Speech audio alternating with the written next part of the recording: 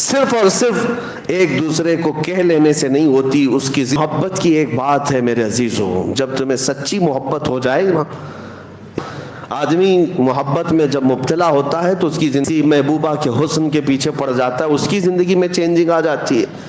اللہ کے نبی صلی اللہ تعالیٰ علیہ وسلم سے محبت یہ انسان کی فطرت میں ہونا چاہیے، اور محبت کسی سے ہوتی ہے تو اس کے آثار اس کے چہرے پر بھی ظاہر ہوتے ہیں، اس کی زندگی پر بھی ظاہر ہوتے ہیں۔ آدمی محبت میں جب مبتلا ہوتا ہے تو اس کی زندگی میں چینجنگ شروع ہو جاتی ہے، تبدیلیاں آنے لگ جاتی ہیں۔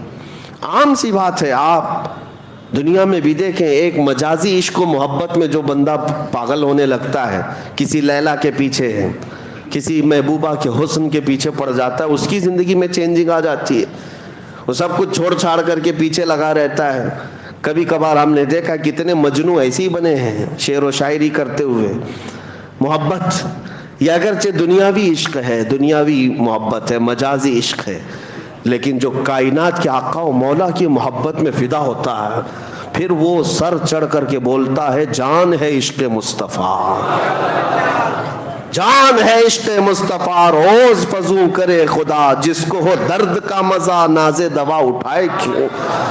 محبت کی ایک بات ہے میرے عزیزوں، جب تمہیں سچی محبت ہو جائے نا، یہ عام سی بات ہے تقریروں میں کہہ لینا یا کسی اور کو کہہ لینا کہ میں ان سے بہت محبت کرتا ہوں، یہ ایک الگ مسئلہ ہے، لیکن ریئل جو ہوتی ہے، جو ایک دم پیور جس کو کہتے ہیں وہ محبت ہوتی ہے، تو پھر کائنات میں ہر جگہ اسے اپنے محبوب کا ہی حسن نظر آتا ہے، وہ اپنے محبوب کے علاوہ کسی چیز کا تذکرہ پسند بھی نہیں کرتا۔ ہم ایسے عاشقوں میں بریلی کے امام کو دیکھتے ہیں جنہوں نے اپنی زندگی حضور کی محبت میں فنا کر دی۔ ان کا حال تو یہ تھا، جس چیز کو دیکھتے اپنے نبی کو یاد کرتے۔ حضور پاک صلی اللہ تعالیٰ علیہ وسلم کی محبت رچ بس جانا، محبت کی علامات میں آپ کو بتاتا ہوں۔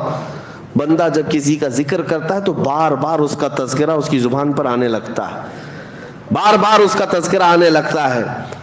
میں آپ کے ذہن کو قریب کرنے کے لیے ایک بات کہتا ہوں۔ ایک بندہ مرید بننے کے لیے آیا ایک بزرگ کے پاس، کہا کہ مجھے مرید بنا دیجئے۔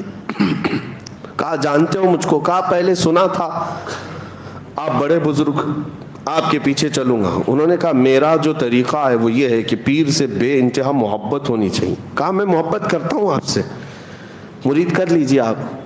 کہا ایسی نہیں، میں دیکھنا چاہتا ہوں۔ دیکھنے کے لیے انہوں نے ایک طریقہ کیا اپنایا، کہا ایک بھینس خرید کر کے اس کے حوالے کر دیا، کہا یہ بھینس لے جا، اس کو پال۔ کہا کیا کرنا ہے اس کو؟ کہا اتنا پالنا ہے اس کو، صبح نہلانا، دوپہر میں نہلانا، رات میں بھی نہلانا، 3 بار نہلانا، کھانا تم اپنے ہاتھ سے کھلانا اس بھینس کو، اور اس کے پورے بدن کو پوچھا مارتے رہنا، صفائی کرتے رہنا، اور اس کے ساتھ بیٹھ کر کے تھوڑی دیر باتیں بھی کرتے رہنا، اس سے دل لگا لینا۔ اس نے کہا آپ کا حکم ہے تو کرتا ہوں، ورنہ بھینس سے کیا کیا جائے، جانور ہی ہے نا۔ تو اس نے کہا ٹھیک ہے۔ بزرگ نے کہا 30-40 دن کے بعد آؤ۔ 8 دن کے بعد وہ آیا تو اس سے پوچھا کیا حال ہے؟ کہا ٹھیک ہوں۔ کہا بھینس کا کیا حال ہے؟ کہا وہ بھی ٹھیک ہے۔ پھر انہوں نے سوال کیا دن بھر کیسے گزارتے ہو؟ کہا اچھے سے گزارتا ہوں۔ بھینس وہ بھی اچھی ہے۔ کہا جاؤ 40 دن کے بعد ہم ملتے ہیں۔ 40 دن کے بعد آئے۔ اب آنے کے بعد اس بزرگ نے پوچھا کیا حال ہے؟ کہا میری بھینس کا حال بھی بہت اچھا ہے۔ کہا تیری خیریت پوچھ رہا ہوں، بھینس کی بات کر رہا ہے۔ دن کیسا گزرتا ہے؟ کہا میری بھینس تو بہت اچھی ہے، صبح اٹھتی ہے میرے ساتھ بات کرتی ہے، دوپہر میں نہلاتا ہوں، رات میں اس کے ساتھ بیٹھتا ہوں۔ کہا میں تیری خیریت پوچھ رہا ہوں، بھینس کی بات کر رہا ہے۔ اس کے بعد جتنے سوال وہ کرتے رہے، ہر بات میں بھینس۔ تب اس بزرگ نے فرمایا کہ یہ صرف اور صرف ریہرسل ہے، ایک پریکٹس ہے۔ ایک بندہ اگر جانور کے ساتھ بھی وقت گزارنے لگ جائے تو اس کا دل اس کے ساتھ لگ جاتا ہے، اور اگر تو اللہ کے رسول کے ساتھ دل لگا لے میرے عزیزو، جانور کو تو یہ اختیار نہیں تیرے دل کو قابو میں رکھنے کا، لیکن آمنہ کے لال کو یہ اختیار ہے تیرے دل کو اپنے قبضے میں رکھنے کا۔ حضور پاک صلی اللہ تعالیٰ علیہ وسلم سے محبت بڑھے گی تو کیسے کہ کثرت سے ان کا ذکر ہونے لگ جائے. صبح دوپہر شام ان کی حدیثوں کی بات کرو, حضور کے اخلاق کی بات کرو, نبی پاک صلی اللہ علیہ وسلم کی سنتوں کی بات کرو, آٹومیٹک آپ کو محبت ہوگی. اور اگر حدیثیں یاد نہیں ہیں تو کم سے کم حضور پر کثرت سے درود پڑھنا شروع کرو. 1000 بار روزانہ تم درود پڑھو, پھر 40 دن کے بعد مجھ سے ملاقات کرو. میں آپ سے بتاتا ہوں انشاءاللہ یہ وہ کامل وظیفہ جو امام غزالی نے فرمایا, میں آپ کے سامنے کہہ رہا ہوں. 40 دن کے بعد تمہاری خود کی کیفیت یہ ہوگی کہ دنیا تمہیں پھیکی لگنے لگے گی, اور ہر رات تم یہ کہہ کر کے سو گے میرے آقا آؤ کہ مدت ہوئی ہے, میرے آقا آؤ کہ مدت ہوئی ہے. تیری راہ میں آنکھیاں بچھاتے بچھاتے, تیری یادوں میں تیری حسرتوں میں بڑے دن ہو گئے ہیں گھر کو سجاتے سجاتے. یہ کب ہوگی؟ جب کثرت سے تم حضور کو یاد کرو. اعلیٰ حضرت کو ہم نے دیکھا, فنا پھر رسول یوں ہی نہیں کہتے. کوئی صاحب آئے اعلیٰ حضرت کے پاس, ایک گلاب تحفے میں لے کر آئے, کہا کہ حضور یہ بہت اچھا گلاب ہے, قبول فرما لے. دیکھا, اس کے بعد کہتے یہ تو صبح کھلتا ہے شام میں مرجھا جاتا ہے, میں اس گلاب سے محبت کرتا ہوں جو کبھی نہیں مرجھاتا, جو کبھی نہیں مرجھاتا. لوگ پھول کی تعریف کر رہے تھے, اعلیٰ حضرت سے خاموشی گوارا نہ ہوئی, پھول کو دیکھتے رہے اور پھر نعت بھی لکھتے رہے. کیا؟ سر تاب قدم ہے تن سلطان زمن پھول, لب پھول دہن پھول زکن پھول بدن پھول. حضور کے ہر عضو کو پھول سے تشبیہ دینے لگ گئے. لب پھول دہن پھول زکن پھول بدن پھول. واللہ جو مل جائے میرے گل کا پسینہ, مانگے نہ کبھی عطر نہ پھر چاہے دلہن پھول. کیا بات رضا اس چمنستان کرم کی, زہرا ہے کلی جس میں حسین و حسن پھول. اب اعلیٰ حضرت کو اٹھا کر دیکھیں, پوری نعت پھول پر لکھی ہے لیکن گلاب پر نہیں, مدینے کے گلاب پر لکھی ہے. محبت اس کو کہتے ہیں کہ جب اپنے محبوب کا تذکرہ ہو تو دنیا میں کسی بھی شے کا تذکرہ ہو لیکن یاد اپنے محبوب کی آ جائے, یاد اپنے محبوب کی آ جائے. میں نے دیکھا ہے اعلیٰ حضرت کو میں اس لیے زیادہ ذکر کرتا ہوں کہ ان کے کلام پڑھنے کے بعد حضور سے محبت میں اضافہ ہوتا ہی ہے, عشق میں اضافہ ہوتا ہے. اپنا پریکٹیکل تو ہم بتاتے ہیں, باقی دوسروں کا معلوم نہیں. نبی پاک صلی اللہ تعالیٰ علیہ وسلم کے دربار میں قریب ہونے کا جو شوق بڑھتا ہے وہ اعلیٰ حضرت کے کلاموں سے بڑھتا ہے.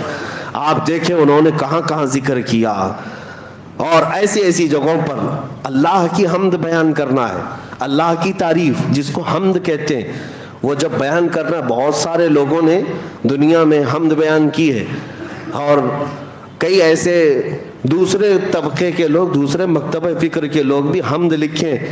بچپن میں اردو اسکول کی کتابوں میں وہ حمد بھی آتی تھی, وہ اللہ بہت بڑا ہے جس نے ہماری گائے بنائی. سنے ہوں گے آپ, یا شاید ہو سکتا ہے آپ کے سیلیبس میں چینج ہو گیا, پرانے لوگ جانتے ہیں, وہ اللہ بہت بڑا ہے جس نے ہماری گائے بنائی. اس پر حمد اللہ کی, ٹھیک ہے اچھی بات ہے. وہ اللہ بہت بڑا ہے جس نے ہمارا گھر بنایا, ہمیں باپ دیا, ہمیں ماں دیا, وہ اللہ بہت بڑا حمد ہے یہ. لیکن اعلیٰ حضرت کو دیکھو, اللہ کی حمد بیان کرنی, یوں کہتے ہیں وہی رب ہے جس نے تجھ کو ہمتن کرم بنایا, ہمیں بھیک مانگنے کو تیرا آستاں بتایا. تجھے حمد ہے خدایا, تجھے حمد ہے خدایا. اللہ کی حمد ہے, لیکن کس بات پر؟ اس بات پر کہ اللہ کا سب سے بڑا شکر اس بات پر ہے کہ محبوب اپنا قریبی ہوا ہمیں عطا فرمایا. کہیں پر بھی دیکھیں یہ محبت کی علامت ظاہر ہو جاتی ہے, باتوں میں, تقریروں میں, قلم میں ظاہر ہو ہی جاتی ہے. دعا جب بندہ کرتا ہے تو کیا دعا کرتا ہے؟ دعا میں اپنے کیا کیا عزیز و اقارب کے لیے مانگتا ہے, رشتوں کے لیے مانگتا ہے, اپنی دنیا کے لیے مانگتا ہے. دعائیں یہی ہوتی ہیں. اعلیٰ حضرت کی دعائیں پڑھو. اعلیٰ حضرت دعائیں کیا کرتے تھے؟ اللہ اکبر, وہ بھی مناجات آپ نے سنے ہوں گے. مشہور دعا اعلیٰ حضرت کی, یا الہی ہر جگہ تیری عطا کا ساتھ ہو, یہ ہے نا, پڑھتے بھی ہوں گے. یہ مناجات ہے, یہ دعا ہے, اللہ کی بارگاہ میں مانگی ہوئی دعا ہے. لیکن میں اس کی آج خصوصیت بتاتا ہوں آپ کو, اس دعا کی, اس مناجات کی. پوری دعا اٹھا لینا آپ, جتنے اشعار ہیں اس کے اندر, پہلے مصرے میں اللہ سے طلب, اللہ سے مانگ رہے, اور دوسرا مصرع جو بھی آئے گا اس میں, اس حمد میں, وہ صرف اور صرف رسول اللہ کو مانگا گیا ہے. हुजूर के तज़किरे के अलावा कुछ भी नहीं मांगा आला हजरत ने। अब मैं पढ़ के सुनाता हूँ, देखो आप क्या मांगते हैं दुआ में भी। या इलाही हर जगह तेरी अता का साथ हो, जब पड़े मुश्किल शहे मुश्किल कुशा का साथ हो। दुनिया में कुछ नहीं मांगा, जब मुश्किल आए तो ऐ अल्लाह मुश्किल कुशा रसूल का साथ हो। और फिर आखिरी वक्त आए, या इलाही जब जुबानें बाहर आए प्यास से, ये क़यामत का मंजर है। या इलाही जब जुबानें बाहर आए प्यास से, क्या होना चाहिए? फिर कहते हैं साहिबे कौसर शहे जूदो सखा का साथ हो, रसूल का साथ। या इलाही गर्मी महशर से जब भड़के बदन, दामने महबूब की ठंडी हवा का साथ हो। हर दुआ में देखो रसूल का तज़किरा। और फिर नज़ा का वक्त आए तो क्या होना चाहिए? या इलाही भूल जाऊं नज़ा की तकलीफ को। कैसे? अल्लाह किसी फरिश्ते को भेज देना, तकलीफ आसान कर देना नहीं, कैसे तकलीफ दूर हो? या इलाही भूल जाऊं नज़ा की तकलीफ को, शादी दीदार हुस्न मुस्तफ़ा का साथ। हुस्न मुस्तफ़ा मेरे सामने आ जाए और मैं नज़ा की तकलीफ भूल जाऊं। मांगते हैं अल्लाह की बारगाह में तो रसूल पाक का ही सदका। और इतना ही नहीं, या इलाही जब चलूं तारीक राहे पुल सिरात, आफताबे हाशमी नूरुल हुदा का साथ हो। यानी पुल सिरात पर भी चलने के वक्त आला हज़रत जो मांग रहे हैं वो आफताबे हाशमी नूरुल हुदा रसूलुल्लाह का साथ हो। या इलाही जब सरे शमशीर पर चलना पड़े, सरे शमशीर जिसको कहते हैं तलवार से ज्यादा तेज बारीक रास्ता है, उस वक्त जब कठिनाइयां होंगी, मुश्किलें होंगी, आला हज़रत कहते हैं या इलाही जब सरे शमशीर पर चलना पड़े, रब्बे सल्लिम कहने वाले गमजुदा का साथ हो। वो भी रसूल पाक ही हैं, रसूल पाक ही हैं हर मिसरे में। यहां तक कि जब आपने अपनी मुनाजात को खत्म किया, आखिरी शेर लिखने पर आए, कहते हैं या इलाही जब रजा ख्वाबे गिरा से सर उठाए। ख्वाबे गिरा किसको कहते हैं? लंबी नींद सोकर, मौत की नींद को ख्वाबे गिरा कहते हैं। जब रजा लंबी नींद सोकर अपनी कब्र से उठने वाला हो, दुआ तो यही होना चाहिए कि मौला मेरी नमाजें सब साथ रहे, हज भी साथ रहे, ज़कात भी साथ हो, मेरी तसनीफी काम भी सब साथ में रहे मेरे, ताकि मेरे अमाल में भारी हो जाए पल्ले में। आला हजरत की दुआ ये नहीं है कि मेरे सारे अमाल साथ रहे। कहते या इलाही जब रजा ख्वाबे गिरा से सर उठाए, दौलत बेदार इश्क मुस्तफ़ा का साथ। अगर कुछ रहे हमारे पास उस वक्त मौला इश्क मुस्तफ़ा साथ हो।